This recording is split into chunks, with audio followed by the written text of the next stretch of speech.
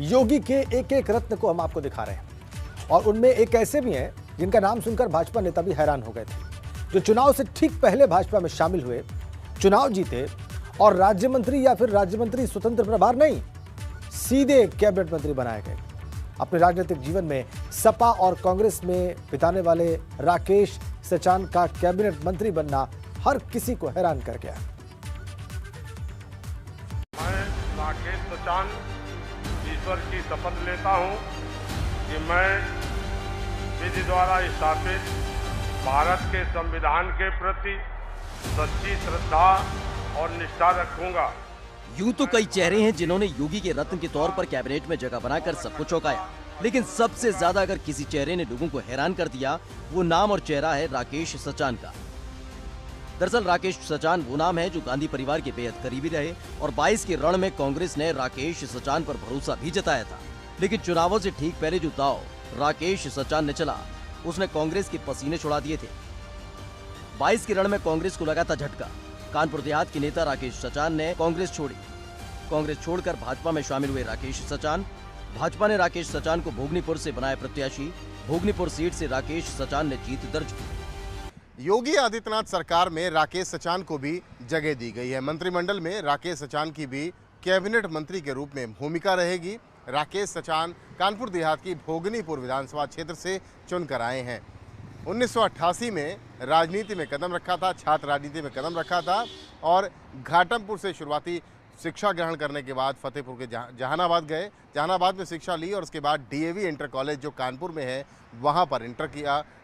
DAV degree college से अपनी स्नातक की डिग्री ली, बीए किया, एलएलबी किया, डबल एमए किया, इकोनॉमिक्स में और ज्योग्राफी में डबल एमए किया और उसके बाद एलएलबी की शिक्षा ग्रहण की। इसी डीएवी कॉलेज से उन्होंने राजनीति की शुरुआत करी और राजनीति की शुरुआत करते करते आज उत्तर प्रदेश सरकार में कैबिनेट मंत्री के पद पर पहुंच चुके हैं। राकेश सचान के जीतने के बाद भी भाजपा के नेताओं को ये उम्मीद नहीं थी कि वो आने वाले वक्त में योगी कैबिनेट में शामिल होंगे, क्योंकि चुनावों से ठीक पहले वो भाजपा में शामिल हुए थे। लेकिन जैसे ही लिस्ट सामने आई, सब हैरान थे। आज मैं बधाई देता हूं आपके माध्यम से शीर्ष नेतृत्व को और विशेषकर योगी जी को कि उन्होंने चुनाव जीतने के बाद हमें इस काबिल समझा और मंत्रिमंडल में शामिल किया और जो भी दायित्व हमें देंगे उस दायित्व को एक सेवक के रूप में, एक कार्यकर्ता के रूप में मैं सेवा करूंगा। राकेश सचान को राज्य मंत्री या फिर राज्य मंत्री स्वतंत्र प्रभार नहीं बनाया गया, बल्कि सीधे कैबिनेट मंत्री बनाया गया है। भाजपा के इस बड़े दाव ने बड़े बड़े राजनीतिक पंडितों को चौंका दिया है। मैं राकेश सचान ईश्वर की शपथ लेता हूं। अगर राकेश सचान के राजनीतिक करियर पर नजर डाली जाए तो बड़ा लंबा सियासी सफर रहा। 1991 में जनता दल की टिकट पर घाटमपुर सीट से लड़े, लेकिन हार गए। 1993 की बात करें तो जनता दल की टिकट पर फिर लड़े घाटमपुर से और विधायक बने। 1996 में समाजवादी पार्टी की टिकट पर चुनाव लड़ा था घाटमपुर से, लेकिन हार गए थे। 2002 में समाजवादी पार्टी की टिकट पर फिर से घाटमपुर से चुनाव लड़े और विधायक बने। 2009 में समाजवादी पार्टी ने फतेहपुर से राकेश सचान को टिकट दिया और वो सांसद बने। लेकिन ऐसा नहीं है कि लगातार समाजवादी रहने का तमगा राकेश सचान के साथ रहा। सपा से कांग्रेस तक का सफर राकेश सचान ने तय किया। 2014 में समाजवादी पार्टी की टिकट पर फतेहपुर से चुनाव लड़े थे, लेकिन हार गए थे। जिसके बाद 2019 में एक बार फिर से समाजवादी पार्टी से टिकट मांग रहे थे, लेकिन 2019 में समाजवादी पार्टी से एक बार फिर से टिकट मांग रहे थे, लेकिन जब नहीं मिली तो सपा छोड़कर कांग्रेस में शामिल हुए। 2019 में फतेहपुर से चुनाव लड़े, लेकिन हार गए। 2022 में कांग्रेस छोड़कर भाजपा में शामिल हुए और कानपुर देहात की भोगनीपुर सीट से जीत भी दर्ज की। बचपन में शैतानी करते थे, मारे भी जाते थे, डांटती भी थी। पढ़ाई लिखाई करते थे? पढ़ाई लिखाई करते थे। ननियाल ज़्यादा भगते थे। अच्छा।